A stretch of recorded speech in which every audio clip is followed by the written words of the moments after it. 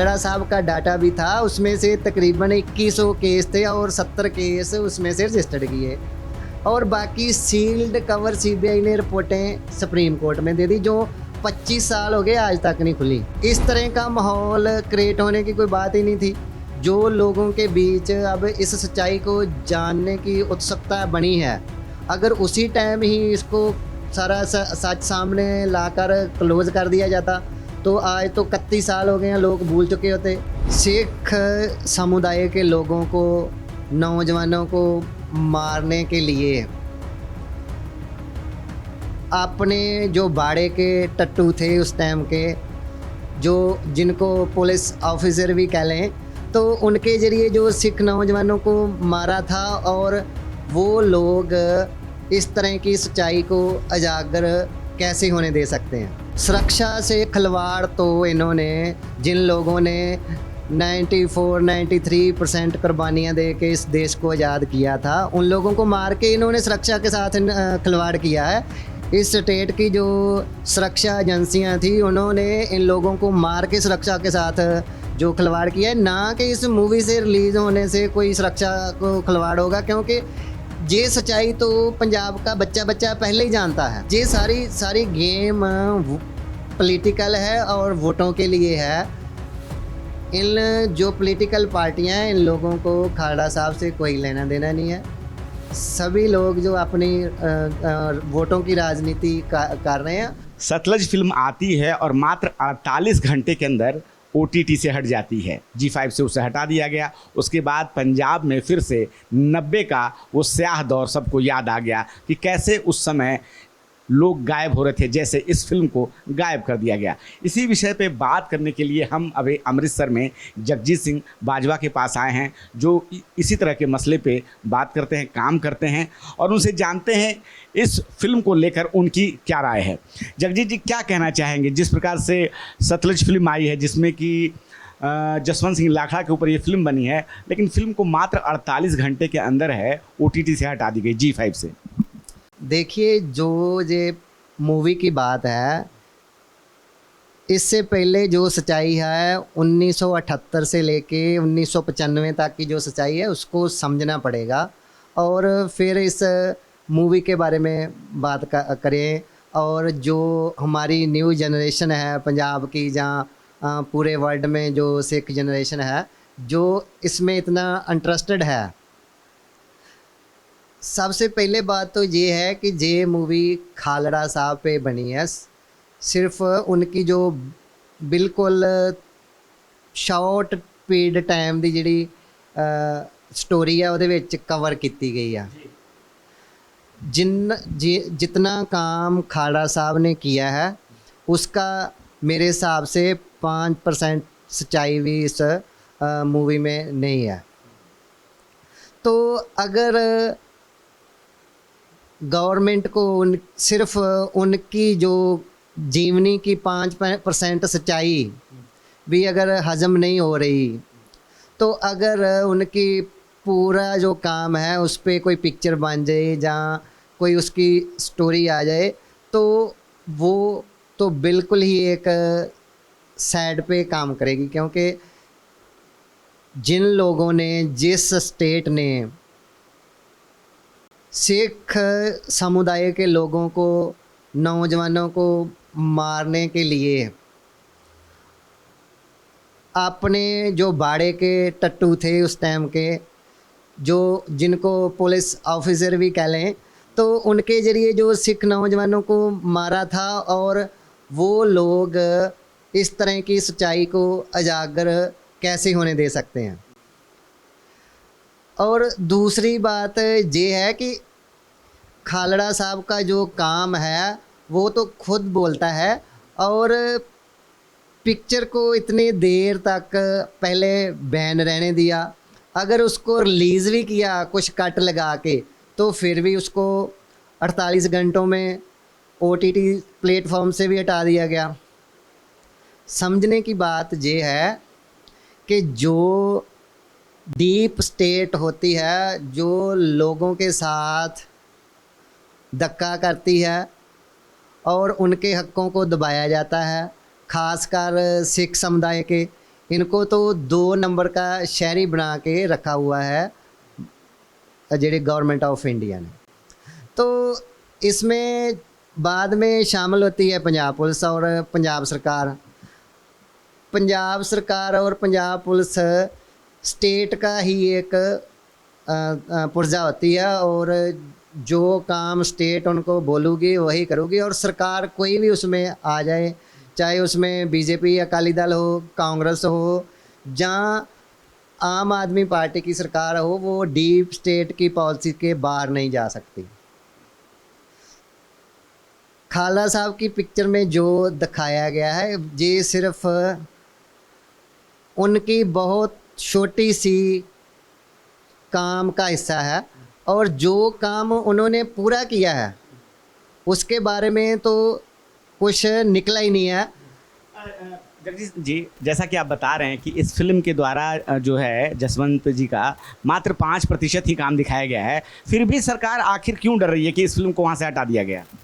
देखिए, मैंने पहले ही आपको बोल दिया है, जिस स्टेट ने खुद ये काम करवाया हो और अपने करिंदों से करवाया हो, वो स्टेट 5% सच भी सामने नहीं आने दे रही। और आप देखें कि अगर 95% जो बाकी सच है वो भी सामने आ जाए तो फिर कहाँ तक का माहौल जाएगा, जैसे अब इस मूवी को देखकर बन रहा है। बात ये है कि जो जसवंत सिंह खालड़ा ने तकरीबन 2000 लाशों का डाटा रिलीज़ किया था 2097 में, तो उनकी जो रेट पटिशन थी उस time Punjab and Haryana high court ने खारिज कर दी थी, और उसके बाद उनको लापता कर दिया जाता है। जब वो लापता होते हैं तो उनकी वाइफ परमजीत कौर खालड़ा की तरफ से सुप्रीम कोर्ट ऑफ इंडिया में रेट पटिशन डाली जाती है 497/95। तो उसमें सीबीआई को वो जो पूरे 2097 केस थे उन पर इंक्वायरी करके उनकी रिपोर्ट देने को बोला गया था। तो सीबीआई ने भी उसमें ऐसा किया कि तकरीबन 70 के करीब एफआईआर रजिस्टर्ड की, और उसमें से भी जो 20 केस थे उसमें क्लोज़र रिपोर्ट दे दी, और जो 50 केस हैं उनमें से 44 जो केस हैं वो अब तक डिसाइड हो चुके हैं, क्योंकि इन केसों में भी तकरीबन 16-17 साल Punjab and Haryana high court और सुप्रीम कोर्ट ऑफ इंडिया में भी स्टे लगी रही। तो अगर 32 साल, 33 साल, 35 साल बाद इन केसों में भी अगर जजमेंटें आई हैं तो उसमें भी उन पुलिस ऑफिसरों को लाइफ इम्प्रिजनमेंट तक की सज़ा हुई है। आप एक वकील हैं, मैं फिल्म को लेकर अभी सवाल करूंगा। इस तरह की जो फिल्म लोगों को सच्चाई बताने के लिए ओटीटी पे डाली गई, दिखाने के लिए, और फिल्म को 48 घंटे में हटा दिया जाता है, फिल्म को हटा लेना आप कितना उचित समझते हैं? क्योंकि सरकार का कहना है कि इससे कुछ जो ऐसे सुरक्षा कारणों से हटाया गया है जो कि ऐसी विदेशी ताकतें जो कि मतलब देश की सुरक्षा के खिलाफ काम कर सकती हैं, आप इसको कितना सही मानते हैं? देखो, एक मूवी से क्या विदेशी ताकतें सुरक्षा से खिलवाड़ करेंगी? सुरक्षा से खिलवाड़ तो इन्होंने, जिन लोगों ने 94-93% कुर्बानियाँ दे के इस देश को आज़ाद किया था, उन लोगों को मार के इन्होंने सुरक्षा के साथ खिलवाड़ किया है। इस स्टेट की जो सुरक्षा एजेंसियाँ थी उन्होंने इन लोगों को मार के सुरक्षा के साथ जो खिलवाड़ किया है, ना कि इस मूवी से रिलीज़ होने से कोई सुरक्षा को खिलवाड़ होगा, क्योंकि ये सच्चाई तो पंजाब का बच्चा पहले ही जानता है। जो सच्चाई नहीं जानते हैं वो ये है कि जो डीप स्टेट ने जो सच छुपाया हुआ है, जो खालड़ा साहब का डाटा भी था उसमें से तकरीबन 2100 केस थे और 70 केस उसमें से रजिस्टर्ड किए, और बाकी सील्ड कवर सीबीआई ने रिपोर्टें सुप्रीम कोर्ट में दे दी जो 25 साल हो गए आज तक नहीं खुली। सच्चाई जानने वाली तो वो है, इससे सुरक्षा को कोई खतरा नहीं। आप सच्चाई को जितना दबाएंगे उतना ही वो ज़्यादा उजागर होगी। और अगर आपने देखा हो कि जे 95 तक, जब तक खालड़ा साहब जी इंसाफ मांग रहे थे, उस टाइम गवर्नमेंट ऑफ इंडिया जहाँ पंजाब सरकार ने कोई कमीशन, कोई इंक्वायरी करा के ये सारा सच सामने ले आते तो इस तरह का माहौल क्रिएट होने की कोई बात ही नहीं थी।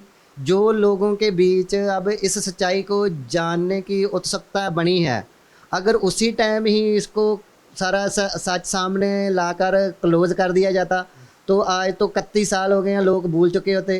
क्योंकि पंजाब के लोग तो सिर्फ 2 महीनों में ही हर एक बात भूल जाते हैं। और दूसरी बात ये है कि जो खालड़ा साहब के जीवनी पर भी जो फिल्म बनी है उसको भी ये दबा कर सच्चाई को दबा रहे हैं, और ये इनकी बहुत बड़ी गलती है कि ये सच्चाई लोगों के सामने नहीं आएगी। जो सच होता है वो अपने आप ही सामने आता है, आज नहीं तो कल आएगा। मूवी तो इन्होंने भावें 48 घंटों के लिए रिलीज़ की है, वो तो आज भी बच्चे बच्चे ने देख ली। और गवर्नमेंट को इतनी सेंस होनी चाहिए कि जब ये मूवी रिलीज़ हो चुकी है, लोगों ने डाउनलोड कर ली है, तो इस पे बैन लगा के और इसको क्यों अछालने की ज़रूरत पड़ रही है। इसके पीछे जो बड़ी ताकतें काम कर रही है उसको समझने की लोड़ है, उसको समझने की ज़रूरत है। आप देख रहे हैं कि हर बच्चे के मोबाइल में जो मूवी आ चुकी है, तो फिर इसको जो बैन करके इतना बड़ा इशू बनाया जा रहा है उसके पीछे क्या कारण है। सच्चाई तो ये समझने की बात है। आपको क्या लगता है क्या सच्चाई है उसके पीछे? देखिए, जो स्टेट है जिस अगले साल चुनाव भी होना है पंजाब में, मैंने आपको बोला है, जो स्टेट है और जो पॉलिटिकल पार्टियां हैं वो सभी इसमें अपना अपना बेनिफिट लेने की कोशिश कर रही हैं। क्योंकि ये सारा जो हत्याकांड और खालड़ा साहब का सारा कांग्रेस के टाइम पे हुआ है, और जो ये केस खालड़ा साहब वाला चला है वो बीजेपी और अकाली दल के टाइम पे हुआ है। और आप देखें कि जो उस टाइम के अक्यूज थे, जैसे कल परसों की आप न्यूज़ देख रहे हैं, डीएसपी जसपाल सिंह थे, उसको जो प्रोल या जमानत मिली है वो आम आदमी सरकार की टाइम पे मिली है। और ये सब पॉलिटिकल गेम है कि ये जो लोग पॉलिटिकल पार्टियाँ सारा अपना, हर एक पार्टी अपना बेनिफिट लेने की कोशिश कर रही हैं। आपने देखा होगा कि उस टाइम जो लोग खालड़ा साहब के ख़िलाफ़ बोलते थे 95 में, और उसके बाद जब खालड़ा साहब का केस चला उस टाइम अकाली दल बीजेपी की सरकार थी, उन्होंने उस केस में हर तरह का रुकावट डालने की कोशिश की। और उसमें जो अकाली दल के मुख्य बुलारे थे, ठीक है, और गुरुद्वारा जुडिशल कमीशन के चेयरमैन हैं, वो लोग खालड़ा साहब के ख़िलाफ़ केस लड़ते रहे हैं उन अक्यूज़डों का। और उन लोगों को तो वो पॉलिटिकल पार्टियां अब तक प्रोटेक्ट कर रही हैं। तो सोचने की बात ये है कि ये पॉलिटिकल लोग जो हैं इनको जहाँ पे भी बेनिफिट मिलेगा, जिस टाइम जो बेनिफिट मिलने की संभावना होगी, ये उसी तरह की बात करेंगे। अगर उस टाइम इनको खालड़ा साहब के ख़िलाफ़ बोलकर वोटें मिलती थी तो इन्होंने वो हासिल की। अब खालड़ा साहब के फेवर में बोलकर वोटें ढूंढने की कोशिश कर रहे हैं।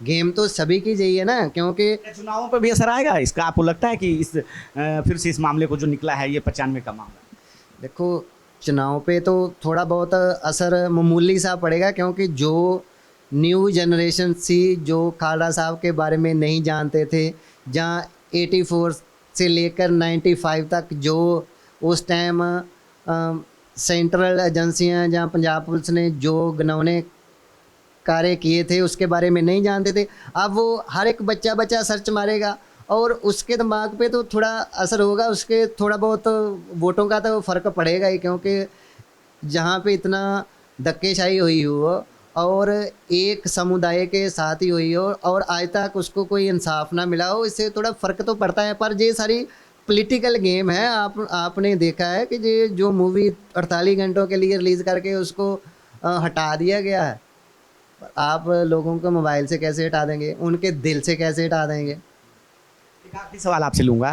कि फिल्म जो है वो तो लोगों तक पहुंच चुकी है, लेकिन फिल्म को जो हटाया गया है इसमें आप कानूनी कोई कुछ वैसा मसला देखते हैं? क्योंकि किसी ने FIR नहीं करी, किसी ने कंप्लेंट नहीं करी और सरकार ने खुद उसको 48 घंटे के बाद हटा दिया।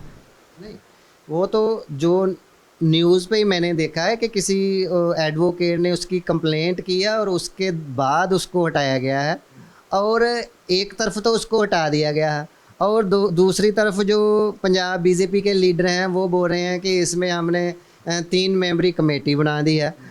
तुम्हारी तो खुद सरकार है, उसमें कमेटी बनाने की क्या ज़रूरत है? आप उसको बोल के उसको दोबारा चालू करवा दो। ये सारी गेम पॉलिटिकल है और वोटों के लिए है। इन जो पॉलिटिकल पार्टियां हैं, इन लोगों को खालड़ा साहब से कोई लेना देना नहीं है।